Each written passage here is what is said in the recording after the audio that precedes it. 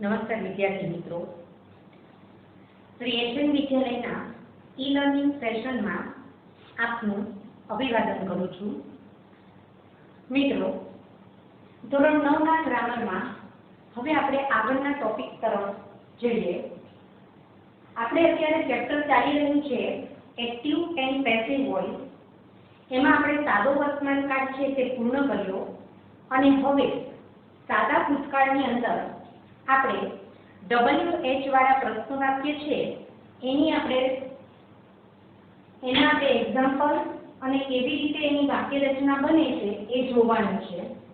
તો ચલો હવે આપણે એ જોઈ લઈએ.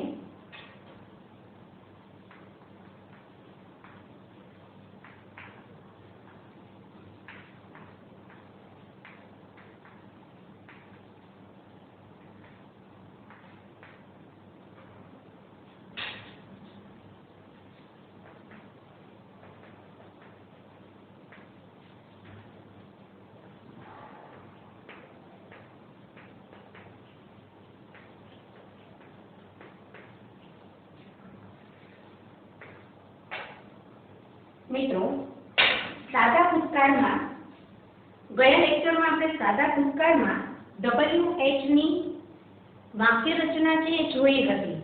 હવે આપણે એના અલગ અલગ શબ્દો છે એના એક્ઝામ્પલ જોવાના છે. તો સૌપ્રથમ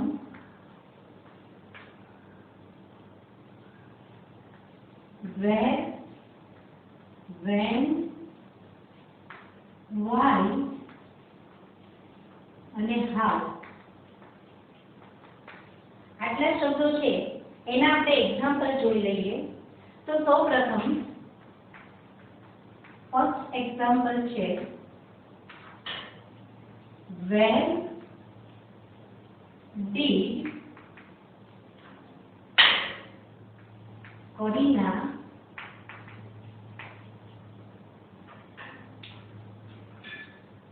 did Karina call you yesterday?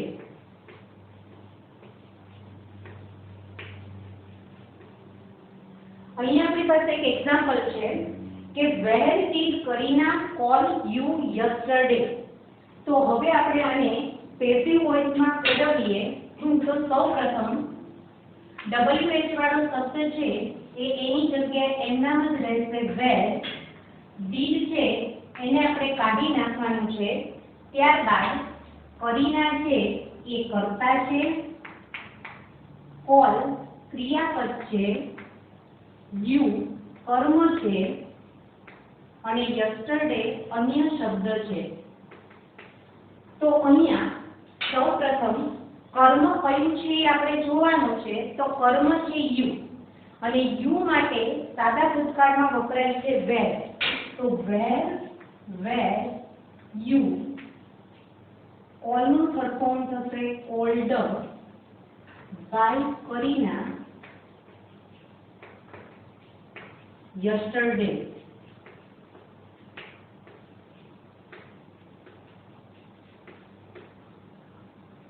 ત્યારબાદ second example when did she give an exam? When did she give an exam? તો એની અંદર પણ પ્રથમ when વાળો શબ્દ છે એ એમનામ જ રહેશે when. did છે એને આપણે કાઢી નાખવાનું છે. she છે તે કર્તા છે, give ક્રિયાપદ છે, an exam કર્મ છે. આમાં આપણને અન્ય શબ્દ આપેલ નથી. તો સૌપ્રથમ an exam કર્મ હોવાથી એને આપણે આગળ લેવાનું છે, પણ પ્રશ્નાર્થ છે એટલે આપણે was પહેલા મૂકવાનું છે. તો when was an exam, give નું શોર્ટ ફોર્મ થશે given by, she પાછળ જાય તો her. ત્યારબાદ ત્રીજું એક્ઝામ્પલ જોઈએ. Why did મયુર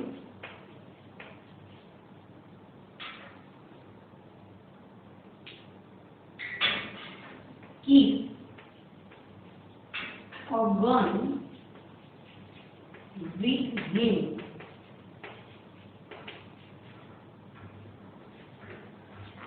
તો અહીંયા એવું વાક્ય છે કે why did Mayur keep a gun with him? તો સૌપ્રથમ એમાં પણ why છે તે એમનામ જ રહેશે, did નીકળી જશે, મયુર છે એ કર્તા છે, keep ક્રિયાપદ છે, એ ગન કર્મ છે અને with him અન્ય શબ્દ છે. તો સૌપ્રથમ why એમના કર્મ છે એ ગન એટલે આપણે પહેલા લખીશું was. why was a gun keep નું ફોર્મ થશે kept with him by મયુર. મિત્રો અહીં આપણે સમજાવેલું કે જ્યારે સ્થળ અથવા તો સમય દર્શાવતો અન્ય શબ્દ હોય તો એને આપણે by ની પછી લખવો, પરંતુ એના સિવાયના કોઈ બી અન્ય શબ્દ હોય તો એને આપણે by ની પહેલા લખવા. હવે ચોથું એક્ઝામ્પલ જોઈ લઈએ. How did Rohan pass an exam easily? How did Rohan pass an exam easily? તો સૌપ્રથમ WH વાળો શબ્દ એમનામ જ રહેશે, did નીકળી જશે, રોહન કર્તા છે, પાસ ક્રિયાપદ છે, એન એક્ઝામ કર્મ અને easily અન્ય શબ્દ. તો કર્મ છે એન એક્ઝામ તે એક વચન છે એટલે એના માટે આપણે વાપરીશું was. So how was an exam pass નું ફોર્મ થશે passed easily by Rohan. તો અહીંયા આપણે એવા WH વાળા શબ્દ જોયા કે જેની અંદર સેમ તમે પ્રશ્ન વાક્યને જેવી રીતે એક્ટિવમાંથી પેસિવમાં ફેરવો છો એવી જ રીતે આ WH વાળા શબ્દો છે તેને પણ આપણે એક્ટિવમાંથી પેસિવમાં ફેરવ્યા. હવે એના પછીના શબ્દોને આપણે જોઈ લઈએ.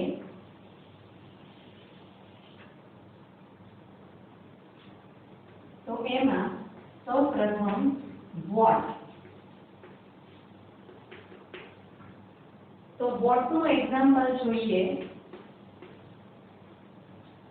what did Radhika do last night?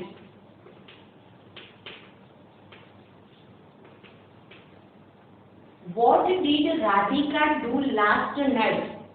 તો અહીંયા સૌપ્રથમ આપણને આપેલો છે WH વાળો શબ્દ, did ને આપણે કાઢી નાખવાનું છે, રાધિકા છે એ કર્તા છે, do છે એ ક્રિયાપદ છે, અહીંયા આપણને કર્મ આપેલું નથી. તો આ what છે એ પોતે જ કર્મ છે અને last night છે તે અન્ય શબ્દ છે. તો અહીંયા આપણને કર્મ નથી એટલે કે કર્મ આપેલું નથી. તો મિત્રો what વાળા વાક્યો એવા હશે કે જેની અંદર આપણને કર્મ આપેલું નહીં હોય ત્યારે આપણે કર્મને આગળ નથી લેવાનું પણ કર્તાને પાછળ જવા દેવાના છે. તો જોઈ લઈએ. સૌપ્રથમ what એમના did નીકળી જશે, પછી એની સાથે સીધું આવશે was, do નું થર્ડ ફોર્મ થશે done by Radhika last night એમનામ જ રહેશે. છેલ્લે ક્વેશ્ચનમાં હજુ એક એક્ઝામ્પલ જોઈ લઈએ. What did he hide in the pocket? What did he hide in the pocket? તો સૌપ્રથમ WH વાળું છે એ એમ નામ જ રહેશે. did નીકળી જશે. he છે તે કર્તા છે. hide છે તે ક્રિયાપદ છે. અહીંયા પણ આપણને કર્મ આપેલું નથી અને in the pocket અન્ય શબ્દ. તો સૌપ્રથમ વોટ એમ નામ પછી ડાયરેક્ટ વોટ થી જોડવાનું છે. વોટ વોઝ હાઇડ નું થર્ડ ફોર્મ થશે હિડન બાય હી પાછળ જશે તો હિમ અને ઇન ધ પોકેટ એમ નામ જ રહેશે.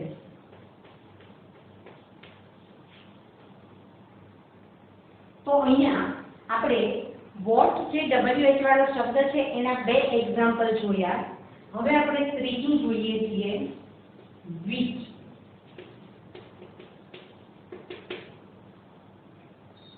તો એનું example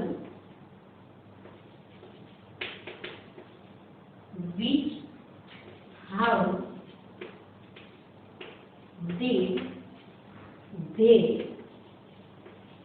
buy last year?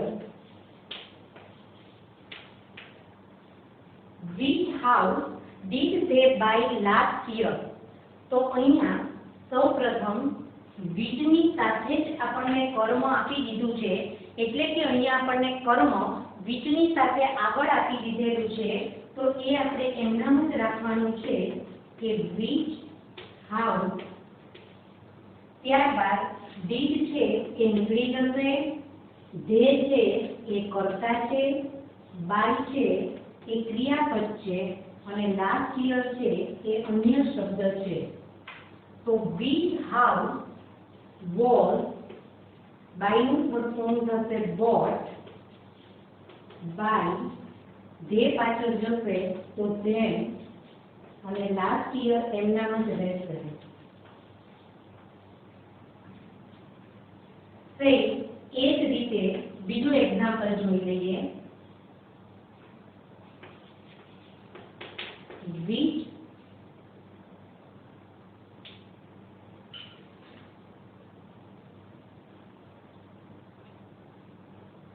exercise did she do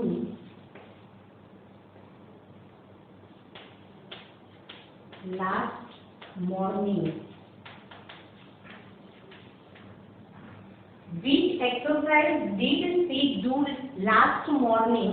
તો એમાં પણ સૌપ્રથમ which exercise એમ નામ જ રહેશે.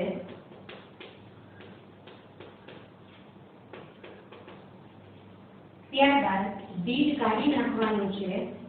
was do નું થર્ડ ફોર્મ થશે done by she પાછળ જશે તો her અને લાસ્ટ મોર્નિંગ એમ નામ જ રહેશે.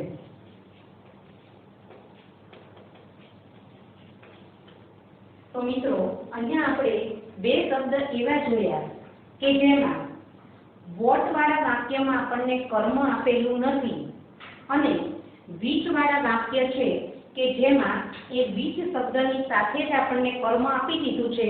તો આપણે પાછળથી એક પણ કર્મ છે એને આપણે આગળ લેવાનું નથી. તો હવે આગળનો શબ્દ આપણે જોઈએ.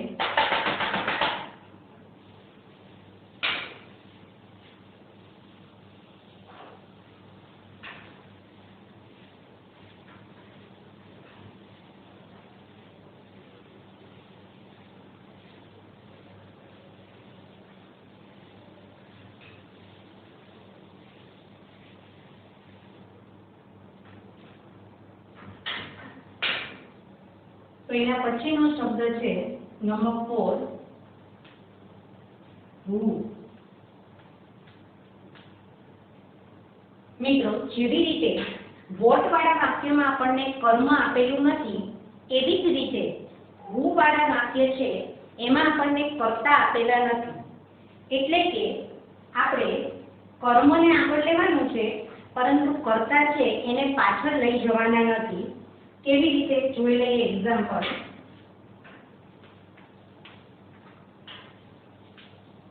who gave this book to you. અહીંયા એક એક્ઝામ્પલ લખ્યું છે કે who gave this book to you. બીજી એક વસ્તુ એ યાદ રાખવાની છે કે who વાળા જે પ્રશ્ન વાક્ય છે એની અંદર did શબ્દ છે એનો ઉપયોગ થશે નહીં. who ની સાથે તરત જ ક્રિયાપદનું ભૂતકાળનું રૂપ આવશે. તો હવે આપણે આનો આન્સર જોઈ લઈએ. તો સૌપ્રથમ જ્યારે પણ who થી શરૂઆત થતી હોય ત્યારે હંમેશા એનું થશે by whom. ત્યારબાદ હવે આપણે કર્મને જોવાનું છે. તો કર્મ છે this book. તો by whom was this book. gave નું ત્રીજું રૂપ થશે given to you. અહીંયા ખાસ ધ્યાન રાખજો કે વાક્યની શરૂઆત by whom થી થાય છે, તો વાક્યમાં પાછળ આપણે by કરી અને કર્તા લખવાના નથી, કારણ કે આપણને કર્તા આપેલા નથી. ત્યારબાદ બીજું એક એક્ઝામ્પલ જોઈ લઈએ.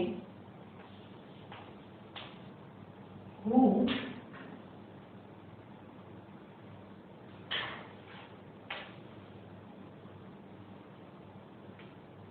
heard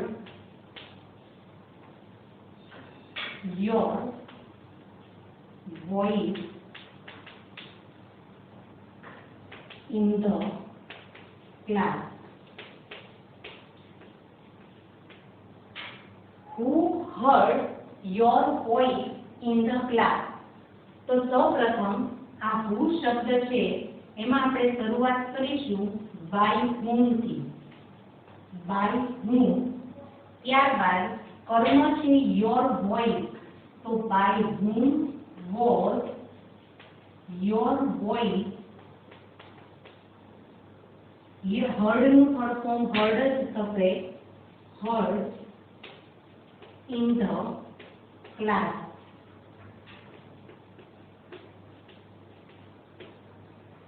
ત્યાર પછીનો શબ્દ છે whom. તો એનું એક્ઝામ્પલ આપણે જોઈ લઈએ.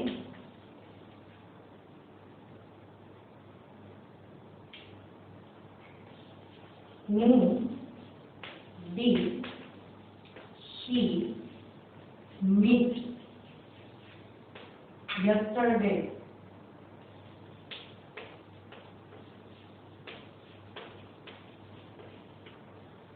whom did she meet yesterday.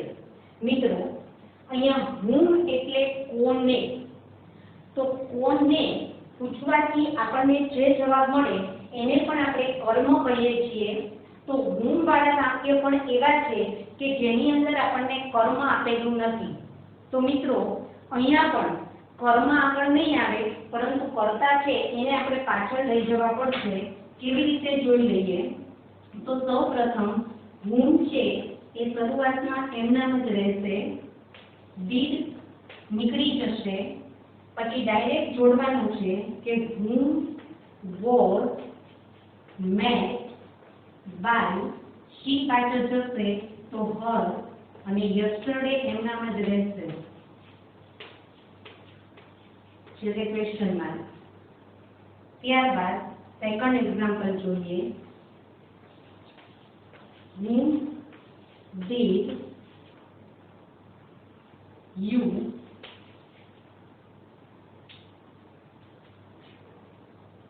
see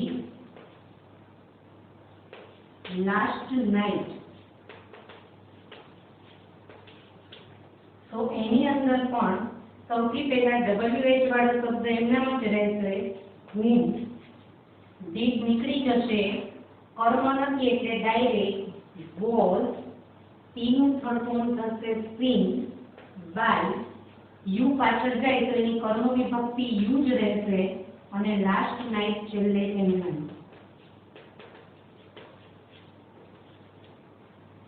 તો મિત્રો અહીંયા હજુ એક શબ્દ આપણે છેલ્લો બાકી છે would.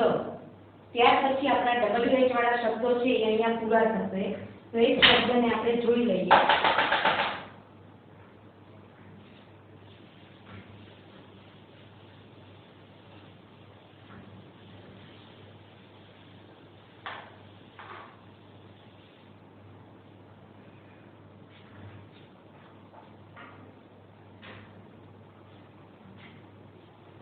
છઠ્ઠો શબ્દ છે would.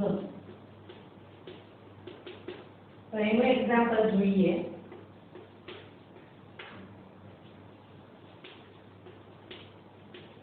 would newspaper did he read yesterday.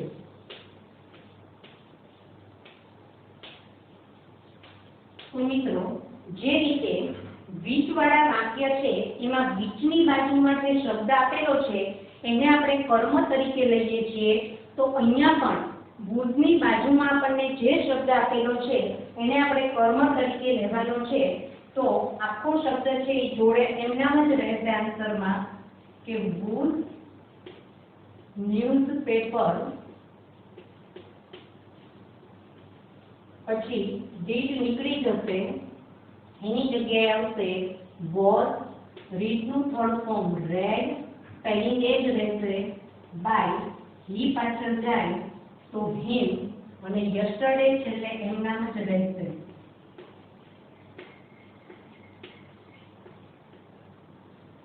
તો મિત્રો અહીંયા આપણે સાદા ભૂતકાળના WH વાળા જેટલા પણ પ્રશ્ન વાક્ય હતા એને આપણે એક્ટિવમાંથી પેસિવમાં કેવી રીતે ફેરવી શકાય એ આપણે એક્ઝામ્પલ દ્વારા જોઈ લીધું. હવે એક છેલ્લી રીત આની અંદર બાકી છે અને એ રીત છે બે કર્મવાળા વાક્યો.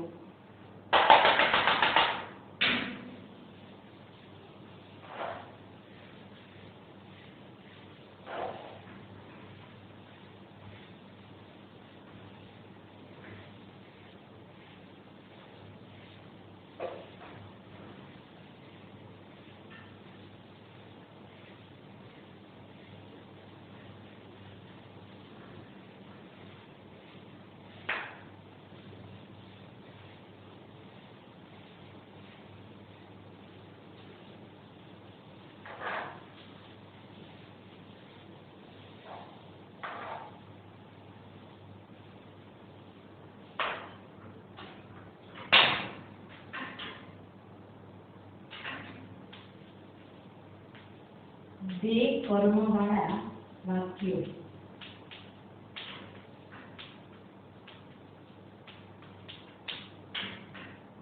તો સૌપ્રથમ એક્ઝામ્પલ જોઈએ. Raj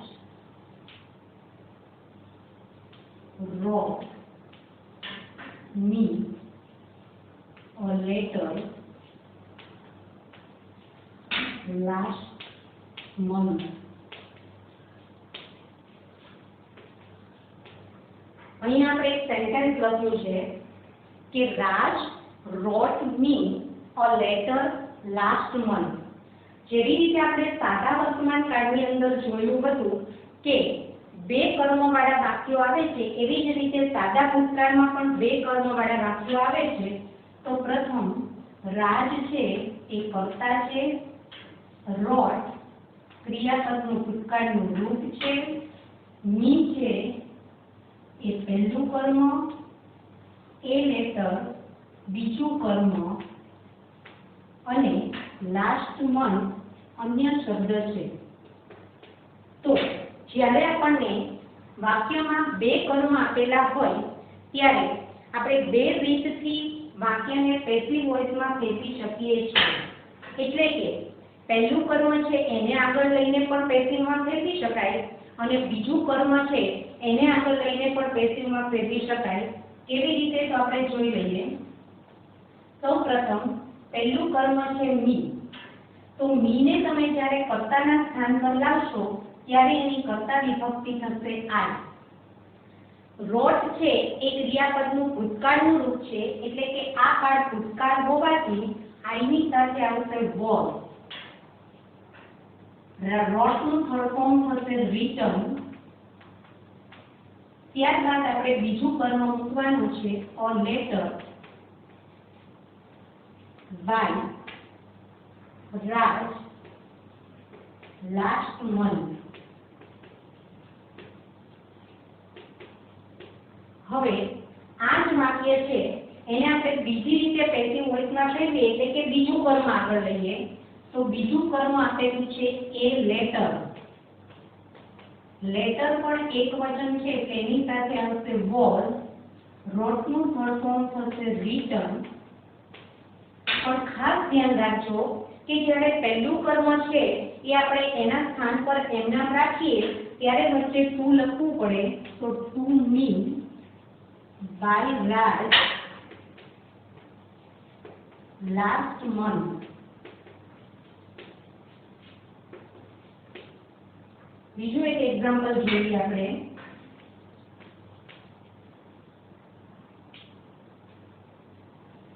The teacher made him a monitor in the class.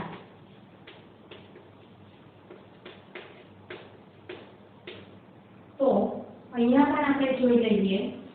The teacher છે એ કર્તા છે, made ક્રિયાપદ છે, him છે તે પહેલું કર્મ છે, a monitor છે તે બીજું કર્મ છે અને in the class તે અન્ય શબ્દ છે. તો સૌપ્રથમ આપણે પહેલું કર્મ આગળ લઈએ. તો પહેલું કર્મ છે him. હિમને આપણે કર્તાના સ્થાન પર લઈ જઈએ તો એની કર્તા વિભક્તિ થશે him. હીની સાથે આવશે વોઝ. મેડનું થર્ડ ફોર્મ મેડ જ રહેશે. એ મોનિટર બીજું કર્મ એમ નામ બાય ધ ટીચર પાછળ જશે અને ઇન ધ ક્લાસ એમ નામ જ રહેશે. ત્યારબાદ હવે આપણે બીજું કર્મ છે એને આગળ લઈને કરીએ. તો બીજું કર્મ છે એ મોનિટર. એક વચન છે એટલે વોઝ. મેડનું થર્ડ ફોર્મ મેડ. પહેલું કર્મ છે એને એની જગ્યાએ રાખવા માટે આપણે વચ્ચે મૂકવું પડશે ટુ. તો to him by the teacher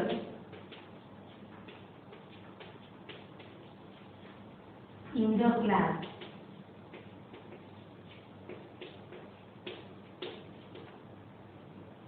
તો મિત્રો અહીંયા આપણે છેલ્લી રીત જોઈ કે બે કર્મવાળા વાક્યો. અહીંયા આપણે આપણો સાદો ભૂતકાળ છે એ એક્ટિવમાંથી પેસિવમાં ફેરવવાનો પૂર્ણ કર્યો. હવે આપણે એક કાળ બાકી છે સાદો ભવિષ્યકાળ. પરંતુ એ પહેલા તમને થોડા વાક્યો છે તે ઘેર પ્રેક્ટિસ માટે આપું છું. તો દરેક જણાએ એ વાક્યો છે એની પ્રેક્ટિસ કરવી.